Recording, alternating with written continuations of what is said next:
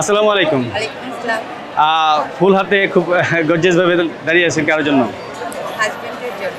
হাজবেন্ডের জন্য, আপনার স্পেশাল পার্সনের জন্য। কারণ ভেরি গুড, হাজবেন্ডের জন্য সবকিছুই করা যায়। রাইট। আচ্ছা, আপনার হাজবেন্ড কোন দেশ থেকে আসছে?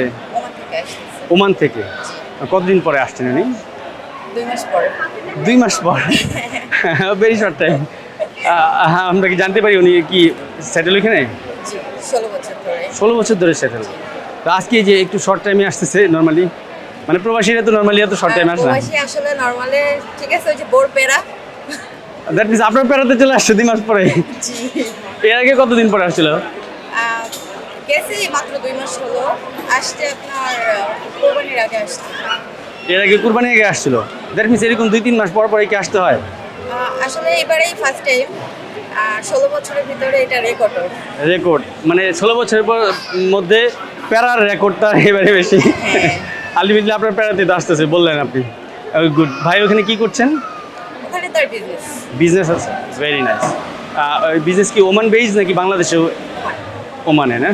আপনি গিয়েছিলেন ওমানে? গিয়েছিলেন তো ওখানে সেটেল হচ্ছেন না? হ্যাঁ, আসতেছে আমাকে নেওয়ার জন্য। ওখানে আপনি পার্মানেন্টলি চলে যাবেন এই জন্য? তো আরও ভালো। তাহলে আর ওনার যত প্যারাটা কমে যায়। হ্যাঁ, এমনিতে আপনাদের বাড়ি কোথায়? খুলনা। খুলনা। আজকে কি আপনি খুলনা থেকে আসছেন? না, গ্রান্ডগঞ্জ থেকে। কেরানীগঞ্জ থেকে। আপনার বাড়ি কি কেরানীগঞ্জ?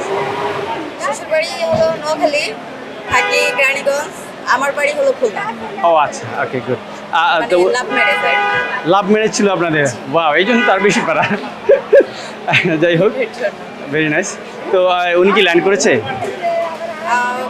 এটা তো আপনার সিলেট ছিল, বাট এখানে কখন আসছে জানি না। ও দ্যাট মিনস ফ্লাইট প্রথমে সিলেট ল্যান্ড করেছিল, ট্রানজিট ছিল সিলেটে, এখন এখানে আসতেছে, যার জন্য একটু কালকে ফ্লাইট মিস করছে, এই জন্য আজকে। ফ্লাইটে মিস করেছে আনফর্চুনেটলি।